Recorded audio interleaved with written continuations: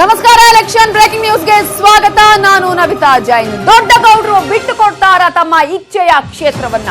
ಎಲ್ಲಿ ನಿಲ್ತಾರೆ ದೇವೇಗೌಡರು? ಕ್ಷೇತ್ರ ಬದಲಾವಣೆಗೆ ಕಾರಣವೇನು? ಅತೃಪ್ತರ ಭಯಾನ? ಮೊಮ್ಮಕ್ಕಳ ಪ್ರೀತಿಯಿಂದ ಫಜೀತಿಗೆ ಒಳಗಾದ್ರ ಗೌಡ್ರು?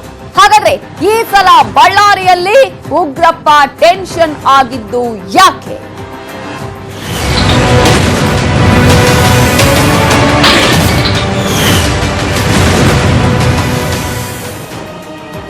ಎಲೆಕ್ಷನ್ ಬ್ರೇಕಿಂಗ್ ನ್ಯೂಸ್ ಅಲ್ಲಿ ಸಾಕಷ್ಟು ಸುದ್ದಿಗಳಿವೆ. ಆದ್ರೆ ಅದನ್ನೆಲ್ಲ ನೋಡೋದಕ್ಕಿಂತ ಮುಂಚೆ ಟೈಮ್ಸ್ ನೌ ಮತ್ತು ವಿಎಂಆರ್ ಸರ್ವೆ ಮಾಡಿದೆ. ಆ ಒಂದು ಸರ್ವೆಯ ಮಾಹಿತಿಯನ್ನು ನಾವು ನೋಡ್ತಾ ಹೋಗೋದಾದ್ರೆ, ಈಗಾಗಲೇ ಕರ್ನಾಟಕದಲ್ಲಿ ಬಿಜೆಪಿಗೆ ಮುನ್ನಡೆ ಅನ್ನೋದನ್ನ ಟೈಮ್ಸ್ ನೌ ಹಾಗೆಯೇ ವಿಎಂಆರ್ ಸರ್ವೆಯಲ್ಲಿ ಗೊತ್ತಾಗಿದೆ. ಬಿಜೆಪಿ ಮುನ್ನಡೆಯನ್ನ ಸಾಧಿಸುತ್ತೆ ಕರ್ನಾಟಕದಲ್ಲಿ. ಎನ್ಡಿಎಗೆ 15, ಯುಪಿಎಗೆ 13 ಸ್ಥಾನ. ಕರ್ನಾಟಕದಲ್ಲಿ ಈ ಮೂಲಕ ಬಿಜೆಪಿ ಮುನ್ನಡೆಯನ್ನ ಸಾಧಿಸುತ್ತೆ ಅನ್ನೋದು ಈ ಒಂದು ಸರ್ವೆಯ ಮೂಲಕ ತಿಳಿದು ಬಂದಿದೆ.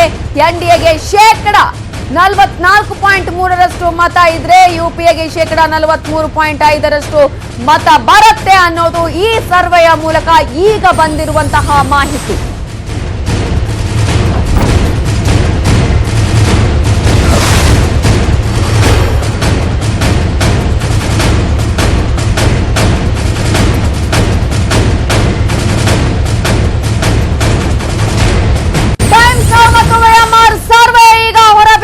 ಎಲೆಕ್ಷನ್ಗಿಂತ ಪೂರ್ವದಲ್ಲಿ ಮಾಡಿರುವಂತಹ ಒಂದು ಸರ್ವೆಯ ಪ್ರಕಾರ ಕರ್ನಾಟಕದಲ್ಲಿ ಬಿಜೆಪಿ ಮುನ್ನಡೆಯನ್ನ ಸಾಧಿಸುತ್ತೆ ಅನ್ನುವಂತಹ ಮಾಹಿತಿ ಕೂಡ ಈಗಾಗಲೇ ಈ ಸರ್ವೆಯ ಮೂಲಕ ತಿಳಿದು ಬರ್ತಾ ಇದೆ.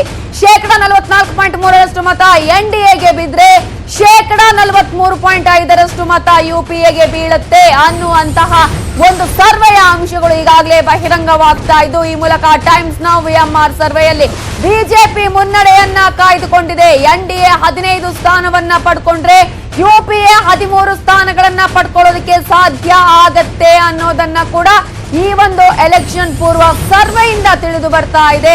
ಹಾಗಾಗಿ ಬಿಜೆಪಿ ಕೂಡ ಖುಷಿ ಪಡುವಂತಹ ವಿಚಾರ ಇದಲ್ಲ. ಯಾಕಂದ್ರೆ ಈ ಹಿಂದೆ ಇದ್ದಂತಹ 17 ಕ್ಷೇತ್ರಗಳಲ್ಲಿ ಈಗ ಬಿಜೆಪಿ ಈ ಸರ್ವೆಯ ಪ್ರಕಾರ ಬಂದಿರುವ ಮಾಹಿತಿಯ ಪ್ರಕಾರ 15 ಸ್ಥಾನಗಳನ್ನ ಪಡ್ಕೊಳ್ಳುತ್ತೆ ಅನ್ನುವಂಥದ್ದು. ಹಾಗಾಗಿ ಒಂದು ರೀತಿಯಲ್ಲಿ ಇದು ಎರಡೂ ಪಕ್ಷಗಳಿಗೆ ಕೂಡ ಹಿನ್ನಡೆ ಆಗತ್ತಾ ಅನ್ನೋದನ್ನ ಕೂಡ ಕಾದು ನೋಡ್ಬೇಕಾಗತ್ತೆ. ಆದ್ರೆ ಇದೇ ಫೈನಲ್ ಅಲ್ಲ ಅನ್ನುವಂಥದ್ದನ್ನ ಕೂಡ ನಾವು ಗಮನಿಸಬೇಕಾಗತ್ತೆ. ಇದರ ಬಗ್ಗೆ ಡೀಟೇಲ್ಸ್ ಕೊಡೋದಕ್ಕೆ ನಮ್ಮ ರಿಪೋರ್ಟರ್ ಧರಣೇಶ್ ಈಗ ಫೋನ್ ಸಂಪರ್ಕದಲ್ಲಿದ್ದಾರೆ.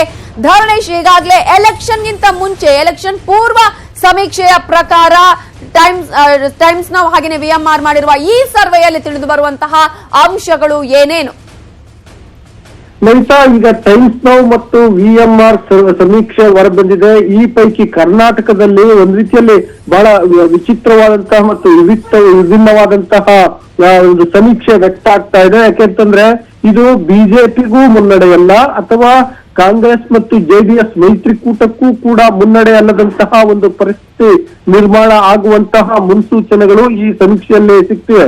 ಯಾಕೆಂದ್ರೆ ಹಿಂದೆ 2014 ಲೋಕಸಭಾ ಚುನಾವಣೆಯಲ್ಲಿ ಬಿಜೆಪಿ 17 ಸ್ಥಾನಗಳನ್ನ ಗೆದ್ದಿತ್ತು. ಈಗ ನೋಡ್ತಾ ಇದ್ರೆ ಟೈಮ್ಸ್ ನೌ ಮತ್ತು ವಿಎಂಆರ್ ಸರ್ವೆಯ ಪ್ರಕಾರ ಎನ್ಡಿಎ ಅಂದ್ರೆ ಬಿಜೆಪಿ ಅಫ್ಕೋರ್ಸ್ ಕರ್ನಾಟಕದಲ್ಲಿ ಯಾವುದೇ ಮೈತ್ರಿ ಇಲ್ಲ, ಎನ್ಡಿಎ ಕೇವಲ 15 ಸೀಟ್ಗಳು ಬರ್ತವೆ ಅನ್ನುವಂತ ಮಾಹಿತಿಗಳು ಲಭ್ಯ ಆಗ್ತಿದಾವೆ. ನಾವು ಯುಪಿಎ ಅಂದ್ರೆ ಕಾಂಗ್ರೆಸ್ ಮತ್ತು ಜೆಡಿಎಸ್ ಮೈತ್ರಿಕೂಟವನ್ನ ನೋಡಿದ್ರೆ 2014ರಲ್ಲಿ 9 ಸ್ಥಾನಗಳನ್ನ ಕಾಂಗ್ರೆಸ್, 2 ಸ್ಥಾನಗಳನ್ನ ಜೆಡಿಎಸ್ ಅಂದ್ರೆ 11 ಸ್ಥಾನಗಳನ್ನು ಅಷ್ಟೇ ಗೆದ್ದಿದ್ವು. ಉಪಚುನಾವಣೆಯಲ್ಲಿ ಬಳ್ಳಾರಿಯನ್ನ ಒಂದನ್ನ ತೆಕ್ಕೆಗೆ ತೆಗೆದುಕೊಂಡ್ರಿಂದಾಗಿ ಆ ಸ್ಥಾನ 12ಕ್ಕಾಗಿತ್ತು. ಈಗ ಟೈಮ್ಸ್ ನೌ ಮತ್ತು ವಿಎಂಆರ್ ಸಮೀಕ್ಷೆಯಲ್ಲಿ 13 ಸ್ಥಾನ ಸಿಗುತ್ತೆ ಈ ಮೈತ್ರಿಕೂಟಕ್ಕೆ ಅನ್ನುವಂತ ಮಾಹಿತಿಗಳು ಲಭ್ಯ ಆಗ್ತಿದಾವೆ. ಅಂದ್ರೆ 1 ಸ್ಥಾನ ಹೆಚ್ಚಿಗೆ ಸಿಗುತ್ತೆ ಅಂತ. ಎನ್ಡಿಎಗೆ ಕೇವಲ 2 ಸ್ಥಾನ ಕಡಿಮೆ ಸಿಗುತ್ತೆ ಅಂತ. ಅಂದ್ರೆ ಮೈತ್ರಿಕೂಟ ಆಗಿ ಕೂಡ ಬಿಜೆಪಿ 17ರಿಂದ 15 ಸ್ಥಾನ ಉಳಿಸ್ಕೊಳ್ಳುವಂತದೇ ದೊಡ್ಡದು. ಹಾಗಾಗಿ ಬಿಜೆಪಿಗೆ ಅದು ಮುನ್ನಡೆ.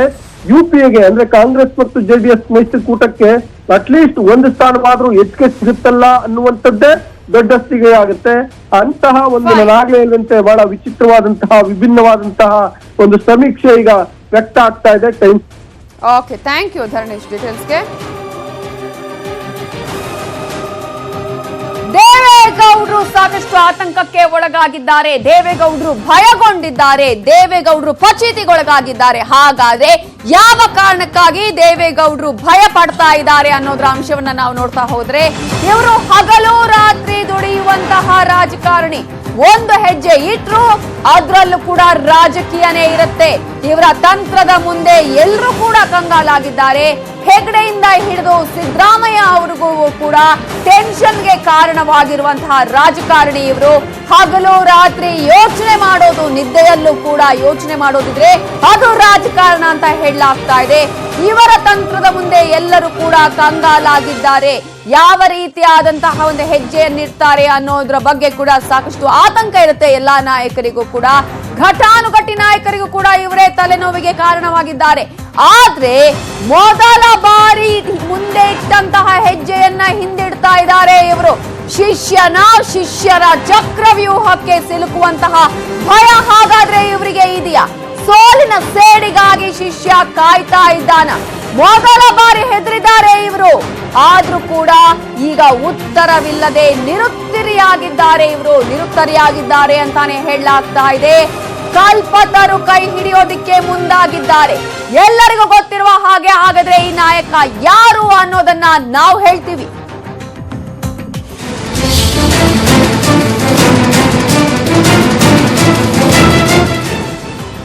ಉತ್ತರದ ಒಂದ್ ಕಡೆ ಭಯ ಆದ್ರೆ ಮತ್ತೊಂದ್ ಕಡೆ ಮತ್ತೊಂದು ಕ್ಷೇತ್ರದ ಬಗ್ಗೆ ಗೌಡ್ರಿಗೆ ಭಯ ಇದೆ. ಹಾಗಾದ್ರೆ ಉತ್ತರದ ಬಗ್ಗೆ ಯಾವ ಕಾರಣಕ್ಕಾಗಿ ಭಯ ಇದೆ ಅಂತ ನಾವು ನೋಡ್ತಾ ಹೋಗೋದಾದ್ರೆ, ದೇವೇಗೌಡರು ಬೆಂಗಳೂರು ಉತ್ತರದಲ್ಲಿ ನಿಲ್ಲಲ್ಲ. ಉತ್ತರದಲ್ಲಿ ನಿಲ್ಲದೇ ಇರೋದಕ್ಕೆ ಗೌಡ್ರು ನಿರ್ಧಾರವನ್ನ ಮಾಡಿದ್ದಾರೆ. ಕಳೆದ 3 ದಿನಗಳಿಂದಲೂ ಕೂಡ ಉತ್ತರದ ಜಪವನ್ನೇ ಮಾಡ್ತಾ ಇದ್ರು ಗೌಡ್ರು. ಉತ್ತರದ ಜಪ ಮಾಡ್ತಾ ಇದ್ದಂತಹ ಸಂದರ್ಭದಲ್ಲಿ ಈಗ ಉತ್ತರವೇ ಗೌಡ್ರಿಗೆ ದೊಡ್ಡ ಪ್ರಶ್ನೆಯಾಗಿ ಪರಿಣಮಿಸಿದೆ. ಉತ್ತರವನ್ನ ಬಿಟ್ಟು ಹೋಗೋದಿಕ್ಕೆ ಗೌಡ್ರು ನಿರ್ಧಾರವನ್ನ ಮಾಡಿದ್ದಾರೆ. ಅಂದ್ರೆ ಉತ್ತರ ಬೇಡ ಅಂತ ನಿರ್ಧರಿಸಿದ್ದಾರೆ. ದೊಡ್ಡ ಗೌಡ್ರ ನಿರ್ಧಾರದಿಂದ ಸಣ್ಣ ಗೌಡ್ರು ಅಂದ್ರೆ ಸದಾನಂದ ಗೌಡ್ರು ಕಿಲ ಕಿಲ ಅಂತ ಹೇಳ್ತಾ ಇದ್ದಾರೆ. ಕೇಂದ್ರ ಸಚಿವ ಸದಾನಂದ ಗೌಡ್ರಿಗೆ ಇದರಿಂದ ಒಂದು ರೀತಿಯ ನೆಮ್ಮದಿ ಕೂಡ ಮನೆ ಮಾಡಿದೆ ಅಂತಾನೆ ಹೇಳಬೇಕಾಗತ್ತೆ. ಇದೀಗ ಉತ್ತರವೇ ಗೌಡ್ರಿಗೆ ಒಂದು ರೀತಿಯಾದಂತಹ ಪ್ರಶ್ನೆ, ಒಂದು ರೀತಿಯಾದಂತಹ ಟೆನ್ಷನ್ಗೆ ಕಾರಣ ಆಗಿದೆ. ಉತ್ತರ ಬಿಟ್ಟು ಹೋಗೋದಿಕ್ಕೆ ಈಗ ನಿರ್ಧಾರ ಮಾಡಿದ್ದಾರೆ.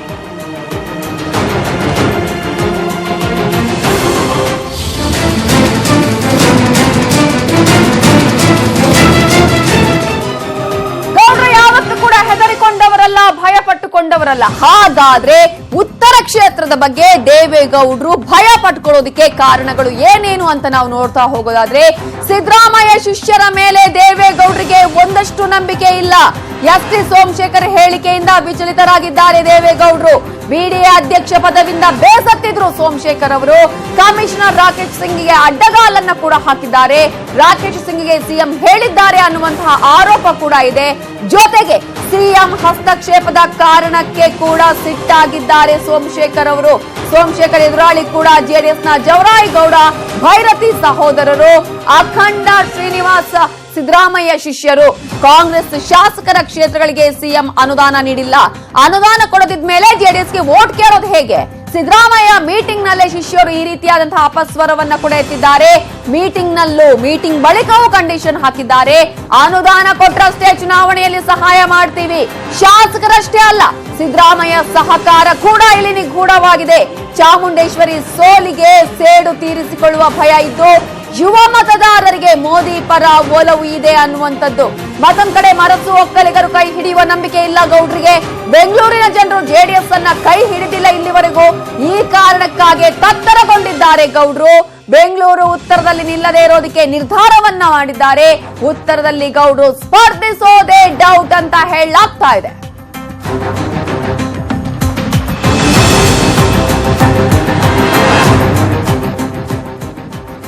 ಇಷ್ಟೆಲ್ಲ ಕಾರಣಗಳನ್ನ ನೋಡಿದ ಮೇಲೆ ಮೈತ್ರಿ ನಾಯಕರು ಈ ಬೆಳವಣಿಗೆ ಬಗ್ಗೆ ಏನ್ ಹೇಳಿದ್ದಾರೆ ಅಂತ ನಾವು ಅವರ ಮಾತುಗಳಲ್ಲೇ ನೋಡೋದಾದ್ರೆ,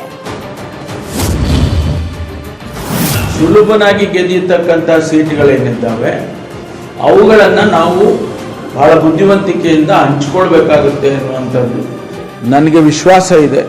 ಜನತಾದಳದ ಮುಖಂಡರುಗಳು ಮತ್ತು ನಮ್ಮ ವರಿಷ್ಠರು ತುಮಕೂರಿಗೆ ಕಾಂಗ್ರೆಸ್ ಪಕ್ಷಕ್ಕೆ ಕೊಡ್ತಾರೆ ಹಾಗೆ ಅಂತಕ್ಕಂಥ ವಿಶ್ವಾಸ ನನಗೆ ಇದೆ. ಒಂದು ವೇಳೆ ದೇವೇಗೌಡರೇ ನಿಲ್ಲೋದೇ ಆದರೆ ನಾವು ಅವರಿಗೆ ಸ್ವಾಗತ ಮಾಡ್ತೀವಿ. ಈಗ ರಾಜಕೀಯ ಕ್ಷೇತ್ರದಲ್ಲಿ ಯಾವಾಗ ಏನಾಗುತ್ತೆ ಹೇಳೋಕ್ಕಾಗೋದಿಲ್ಲ ಅಲ್ವಾ. ನೀವೇ ನೋಡಿದ್ದೀರಪ್ಪ, ಕೊನೆಗಳಿಗೆ ಏನೋ ಆಗ್ತದೆ. ಅದಕ್ಕೋಸ್ಕರ ಇನ್ನೂ ಸಿ ಕೂತ್ಕೊಂಡು ಅಂತಿಮ ತೀರ್ಮಾನ ತಗೊಳ್ಳೋವರೆಗೂ ಯಾರ ಅಭ್ಯರ್ಥಿ ಎಲ್ಲಿಗೆ ಏನಾಗುತ್ತೆ ಅಂತ ನಾವು ಈಗಲೂ ಹೇಳೋಕ್ಕಾಗಲ್ಲ. ಅದರಿಂದ ಸಾಧ್ಯನೇ ಇಲ್ಲ ಅಂತ ನೀವು ರಾಜಕಾರಣದಲ್ಲಿ ಪದ ಉಪಯೋಗ ಹೇಳೋಕ್ಕಾಗೋದಿಲ್ಲ. ಎಲ್ಲವೂ ಕೂಡ ಸಾಧ್ಯ ಇರ್ತದೆ. ಕೆಲವೊಂದು ನಮ್ಮದೇ ಆದಂತ ಸಮಸ್ಯೆಗಳಿದೆ ಕ್ಷೇತ್ರದಲ್ಲಿ. ಆ ಕ್ಷೇತ್ರದಲ್ಲಿ ಮುಖ್ಯಮಂತ್ರಿಗಳು ಮತ್ತೆ ದೇವೇಗೌಡರು ಇಬ್ರು ಕೂಡ ಕುತ್ಕೋಬೇಕು. ನಮ್ಮ CLP ಲೀಡರ್ ಜೊತೆಲಿ, APCC ಅಧ್ಯಕ್ಷರ ಜೊತೆಲಿ, ಡೆಪ್ಟಿ CM ಜೊತೆಲಿ ಕುಂತ್ಕೊಂಡ್ರೆ ಅದು ಸಣ್ಣ ಪುಟ್ಟದ್ದು ಬಗೆಹರಿದ್ರೆ ನಾವು 7 ಜನ ಒಟ್ಟಿಗೆ ಕೆಲಸ ಮಾಡೋಕ್ಕೆ ನಾವು ರೆಡಿ ಇದ್ದೀವಿ.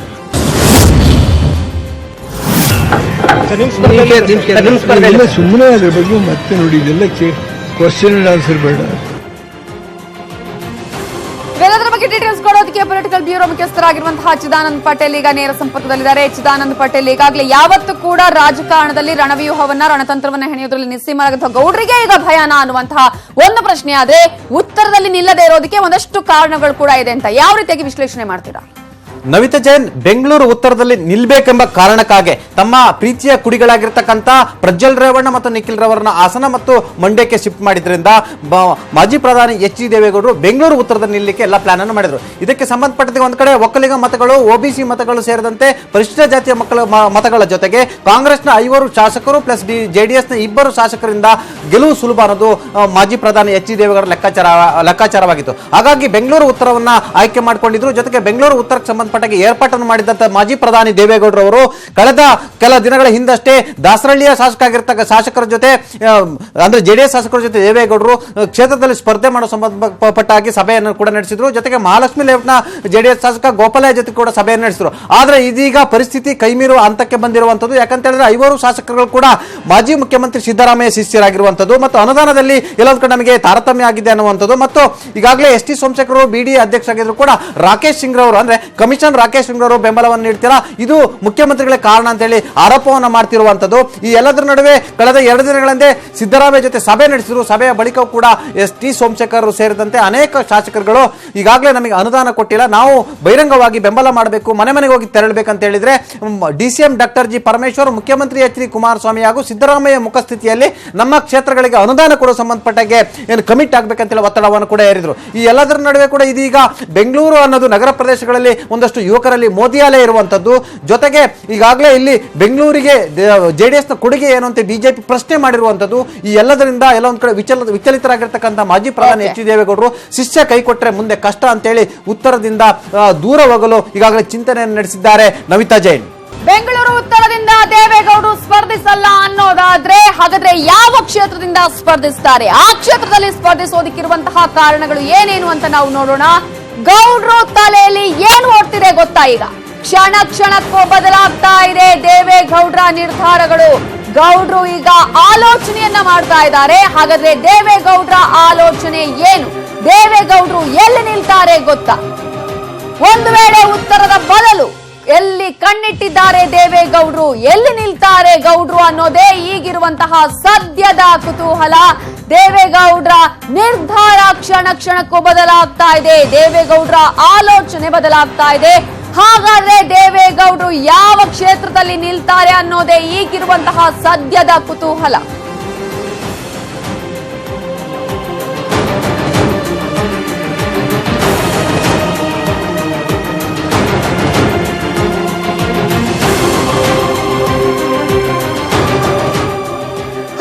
ದೇವೇಗೌಡರು ಉತ್ತರಕ್ಕಿಲ್ಲ ಅನ್ನೋದಾದ್ರೆ ಯಾವ ಕ್ಷೇತ್ರ? ಕಲ್ಪತರು ಪಾಲಾಗಲಿದ್ದಾರಾ ದೇವೇಗೌಡರು? ತುಮಕೂರಿನಲ್ಲಿ ನಿಲ್ಲಲಿದ್ದಾರಾ ಅನ್ನೋದನ್ನ ನಾವು ನೋಡೋಣ.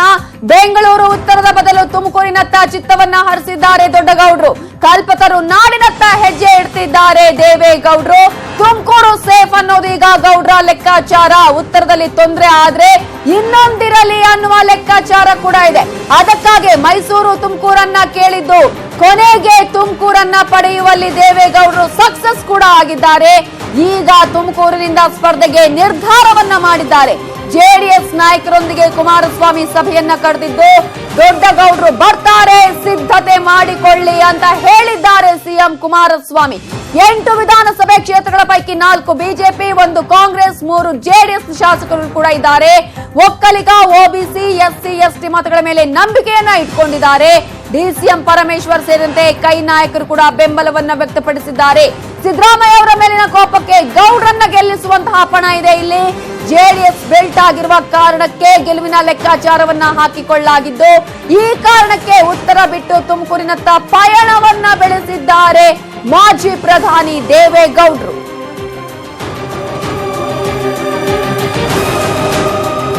ಇದರ ಬಗ್ಗೆ ಡೀಟೇಲ್ಸ್ ಕೊಡೋದಕ್ಕೆ ಪೊಲಿಟಿಕಲ್ ಬ್ಯೂರೋ ಮುಖ್ಯಸ್ಥರಾಗಿರುವಂತಹ ಚಿದಾನಂದ್ ಪಟೇಲ್ ನೇರ ಸಂಪರ್ಕದಲ್ಲಿದ್ದಾರೆ. ಚಿದಾನಂದ್ ಪಟೇಲ್, ಈಗಾಗಲೇ ಉತ್ತರ ಅಲ್ಲ ತುಮಕೂರಿನತ್ತ ಪಯಣವನ್ನ ಬೆಳೆಸಿದ್ದಾರೆ. ಎಲ್ಲಿ ಗೆಲುವಿನ ಲೆಕ್ಕಾಚಾರ ಹೇಗೆ? ನವಿತಾ ಜೈನ್, ಉತ್ತರ ಲೋಕಸಭಾ ಕ್ಷೇತ್ರದಲ್ಲಿ ಗೆಲುವು ಕಷ್ಟ ಅಂತ ಹೇಳಿ ಅರಿತಿರ್ತಕ್ಕಂಥ ಮಾಜಿ ಪ್ರಧಾನಿ ಎಚ್ ಡಿ ದೇವೇಗೌಡರು ತುಮಕೂರಿಗೆ ಈಗಾಗಲೇ ಪಯಣ ಬೆಳೆಸಲು ಆರಂಭಿಸಿದ್ದಾರೆ. ಈಗಾಗಲೇ ನಿನ್ನೆಯಷ್ಟೇ ಮುಖ್ಯಮಂತ್ರಿ ಎಚ್ ಡಿ ಕುಮಾರಸ್ವಾಮಿ ಅವರು ತುಮಕೂರಿನ ಜೆಡಿಎಸ್ ನಾಯಕರುಗಳು ಮತ್ತು ಮಾಜಿ ಶಾಸಕ ಲಿಂಗಪ್ಪ ಜೊತೆ ಚರ್ಚೆ ನಡೆಸಿದ್ದಾರೆ. ದೊಡ್ಡವರು ಅಲ್ಲಿ ಸ್ಪರ್ಧೆ ಮಾಡ್ತಾರೆ, ನಿಮ್ಮ ಏರ್ಪಾಟನ್ನು ಮಾಡಿ ಅಂತ ಹೇಳಿರುವಂತದ್ದು. ಅಲ್ಲದೆ ಅಲ್ಲಿರ್ತಕ್ಕಂಥ ಒಕ್ಕಲಿಗ ಮತಗಳು, ಒಬಿಸಿ ಮತಗಳು ಮತ್ತು ಪರಿಶಿಷ್ಟ ಮತಗಳು ನಂಬಿರ್ತಕ್ಕಂಥ ಮಾಜಿ ಪ್ರಧಾನಿ ಎಚ್ ಡಿ ದೇವೇಗೌಡರು ಜೊತೆಗೆ ಅದು ಜೆಡಿಎಸ್ ನ ಬೆಲ್ಟ್ ಅನ್ನೋದು ಅವರ ನಂಬಿಕೆ. ಮತ್ತೊಂದು ಕಡೆ ಸಿದ್ದರಾಮಯ್ಯನವರ ಮೇಲಿನ ಸಿಟ್ಟಿಗಾಗಿ ದೇವೇಗೌಡರಿಗೆ ಬೆಂಬಲ ಕೊಡಲು ಪರಮೇಶ್ವರ್ ಕೂಡ ತೀರ್ಮಾನವನ್ನು ಮಾಡಿದ್ದಾರೆ. ಪ್ರಮುಖವಾಗಿ ದೇವೇಗೌಡರು ಬಂದ್ರೆ ನಮ್ಮ ಅಭ್ಯಂತರ ಇಲ್ಲ ಅಂತೇಳಿ ಕಾಂಗ್ರೆಸ್ ನಾಯಕರುಗಳು ಇದೇ ಮೊದಲ ಬಾರಿ ಸಾಥನ್ನು ನೀಡಿರುವಂತದ್ದು. ಈ ಎಲ್ಲದರ ನಡುವೆ ಕೂಡ ಪ್ರಮುಖವಾಗಿ ದೇವೇಗೌಡರಿಗೆ ವರದಾನ ಆಗುವಂತದ್ದು ಅಲ್ಲಿರ್ತಕ್ಕಂಥ 3 ಜೆಡಿಎಸ್ ಶಾಸಕರು ಇರುವಂತದ್ದು. ಅಲ್ಲದೆ ಪ್ರಮುಖವಾಗಿ ಈಗ ಒಂದು ವೇಳೆ ಬಿಜೆಪಿ ಗೆದ್ರೆ ಅಲ್ಲಿ GS ಬಸವರಾಜು ಕ್ಯಾಂಡಿಡೇಟ್ ಆದ್ರೆ GS ಬಸವರಾಜು ಒಂದು ವೇಳೆ ಕೇಂದ್ರದಲ್ಲಿ ಸಚಿವರಾದ್ರೆ ಇಡೀ ತುಮಕೂರು ಜಿಲ್ಲೆ ಬಸವರಾಜ್ ಹಿಡಿತಕ್ಕೆ ಹೋಗುತ್ತೆ. ಆಗ ಪರಮೇಶ್ವರ್ ಅಂತವರು DCM ಇದ್ದಂತವರು ಡಮ್ಮಿ ಆಗುವ ಸಾಧ್ಯತೆ ಇದೆ.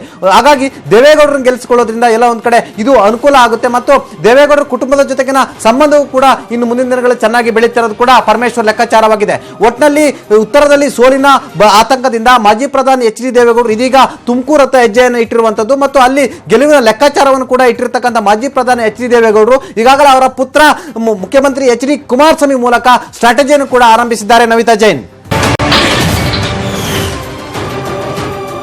ಬಳ್ಳಾರಿಯಲ್ಲಿ ಈ ಸಲ ಕಾಂಗ್ರೆಸ್ಗೆ ಒಂದು ರೀತಿಯಾದಂತಹ ಟೆನ್ಷನ್ ಇದೆ, ಆತಂಕ ಇದೆ. ಅದರಲ್ಲೂ ಕೂಡ VS ಉಗ್ರಪ್ಪ ಅವರು ಕೂಡ ಆತಂಕಕ್ಕೆ ಒಳಗಾಗಿದ್ದಾರೆ. ಹಾಗಾದ್ರೆ ಯಾವ ಕಾರಣಕ್ಕೆ ಕಾಂಗ್ರೆಸ್ ಸಂಸದ VS ಉಗ್ರಪ್ಪ ಅವರು ಕೂಡ ಟೆನ್ಷನ್ಗೆ ಒಳಗಾಗಿದ್ದಾರೆ? ಹಾಲಿ ಸಂಸದ ಉಗ್ರಪ್ಪ ಅವರಿಗೆ ಮತ್ತೊಂದೇ ಚಿಂತೆ ಇದೆ.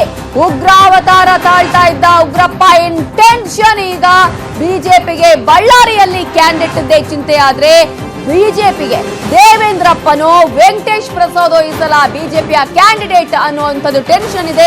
ಬಳ್ಳಾರಿ ಬಿಜೆಪಿ ಹುರಿಯಾಳಿನದ್ದೇ ತಲೆಬಿಸಿ ಆಗಿದೆ. ಇನ್ನು ಗಮನಿಸೋದಾದ್ರೆ ಸಾಕಷ್ಟು ಕಾರಣಗಳನ್ನ ಕೂಡ ನಾವು ಗಮನಿಸಬಹುದು. ಈಗ ಬಳ್ಳಾರಿಯ ಒಂದು ವಿಚಾರವನ್ನ ನೋಡ್ತಾ ಹೋಗೋದಾದ್ರೆ ಎರಡೂ ಪಕ್ಷಗಳಿಗೆ ಕೂಡ ಇದು ಟೆನ್ಷನ್ ನದ್ದೇ ಕಾರಣವಾಗಿದೆ.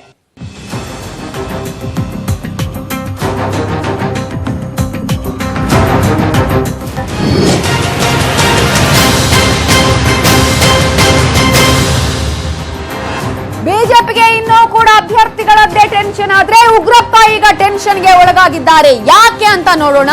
ಉಗ್ರಪ್ಪ ಬೆಂಬಲಕ್ಕೆ ಈಗ ಯಾರು ಕೂಡ ಇಲ್ಲ ಅನ್ನೋದೇ ಟೆನ್ಷನ್ಗೆ ಕಾರಣವಾಗಿರೋದು. ಉಪಚುನಾವಣೆಯ ಟೈಮ್ ನಲ್ಲಿ ಇಡೀ ಕೈಪಡೆಯೇ ಜೊತೆಗಿತ್ತು. DK ಶಿವಕುಮಾರ್ ಇನ್ಚಾರ್ಜ್ ಅನ್ನ ತೆಗೆದುಕೊಂಡಿದ್ರು. ಇಡೀ ಸರ್ಕಾರ ಉಗ್ರಪ್ಪ ಪರವಾಗಿ ನಿಲ್ಲೋದಿಕ್ಕೆ ಟೊಂಕ ಕಟ್ಟಿ ನಿಂತಿತ್ತು. ಶ್ರೀರಾಮುಲು ಜನಾರ್ದನ ರೆಡ್ಡಿ ಆಗ ಲೆಕ್ಕಕ್ಕೆ ಇರಲಿಲ್ಲ. ಬಳ್ಳಾರಿಯ ಕೈ ಶಾಸಕರು ಅಷ್ಟೂ ಜನ ಕೂಡ ಜೊತೆಗಿದ್ರು, ಉಗ್ರಪ್ಪ ಅವರ ಜೊತೆಗಿದ್ರು. ಈಗ ಪರಿಸ್ಥಿತಿ ಹಾಗಿಲ್ಲ, ಬೇರೆಯೇ ಇದೆ. ಹಣ ಖರ್ಚು ಮಾಡೋದಕ್ಕೆ ಯಾರು ಕೂಡ ತಯಾರಿಲ್ಲ. ಕಾಂಗ್ರೆಸ್ ನಾಯಕರ ದಂಡೂ ಇಲ್ಲ. ಕೈ ಶಾಸಕರ ಕಿತ್ತಾಟ ಕೂಡ ಮತ್ತೊಂದು ದೊಡ್ಡ ಟೆನ್ಷನ್ಗೆ ಕಾರಣವಾಗಿದೆ. ಶಾಸಕರಾದ ಆನಂದ್ ಸಿಂಗ್, ಗಣೇಶ್ ಅವರ ಬಡಿದಾಟ ಒಂದ್ ಕಡೆ ಆದ್ರೆ ಆನಂದ್ ಸಿಂಗ್ ಸಹಕಾರ ಇಲ್ಲ. ಗಣೇಶ್ ಈಗ ಜೈಲು ಪಾಲಾಗಿದ್ದು, ಭೀಮಾ ನಾಯ್ಕ್ ಪರಮೇಶ್ವರ್ ನಾಯ್ಕ್ ಜಗಳ ಕೂಡ ಇಲ್ಲಿದೆ.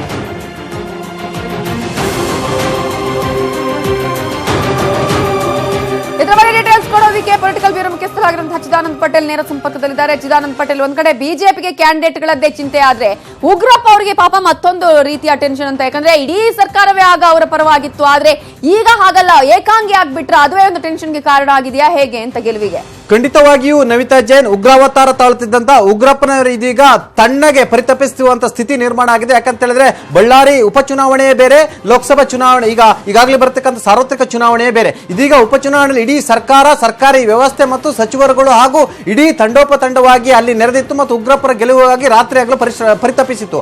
ಆದ್ರೆ ಇದೀಗ ಉಗ್ರಪ್ಪ ಜೊತೆ ಬಹಳಷ್ಟು ಜನ ಗುರುತಿಸ್ಕೊಳ್ತಿಲ್ಲ. ಯಾಕಂತೇಳಿದ್ರೆ ಒಂದು ಕಡೆ ಹಣದ ಕೊರತೆ, ಮತ್ತೊಂದು ಕಡೆ ಈ ಹಿಂದೆ ಉಪಚುನಾವಣೆಯಲ್ಲಿ ಉಸ್ತುವಾರಿ ನೋಡಿಕೊಳ್ತಿದ್ದಂತ ಡಿ.ಕೆ. ಶಿವಕುಮಾರ್ ಕೂಡ ಮೊದಲಿನ ಒಂದು ಏನು ಇನ್ಚಾರ್ಜ್ ಇಲ್ಲ ಮತ್ತು ಮೊದಲಿನ ಆಸಕ್ತಿ ಕೂಡ ಅವರಿಗಿಲ್ಲ. ಇದರಲ್ಲಿ ಪ್ರಮುಖವಾಗಿ ಈಗಾಗಲೇ ಇಬ್ಬರು ಶಾಸಕರು ಬಡಿದಾಟ ಮಾಡಿಕೊಂಡಿರುವಂತದ್ದು, ಆನಂದ್ ಸಿಂಗ್ ಕೂಡ ಉತ್ಸಾಹವನ್ನು ಕಳೆದುಕೊಂಡಿದ್ದಾರೆ. ಈ ಎಲ್ಲದರ ನಡುವೆ ಕೂಡ ಇನ್ನೋರ್ವ ಕಂಪ್ಲಿ ಶಾಸಕ ಗಣೇಶ್ ಕೂಡ ಜೈಲಿನಲ್ಲಿ ಇರುವಂತದ್ದು, ಮತ್ತೊಂದು ಕಡೆ ಭೀಮಾ ನಾಯ್ಕ್ ಮತ್ತು ಪರಮೇಶ್ವರ ನಾಯ್ಕ್ ನಡುವಿನ ಕಿತ್ತಾಟದಲ್ಲಿ ಉಗ್ರಪ್ಪ ನೀವು ಯಾರು, ಉಗ್ರಪ್ಪ ನೀವು ಹೊರಗಿನವರು ಅಂತೇಳಿ ಸ್ವತಃ ಭೀಮಾ ನಾಯ್ಕ್ ಪ್ರಶ್ನೆ ಮಾಡುವಂತ ಸ್ಥಿತಿ ನಿರ್ಮಾಣವಾಗಿದೆ.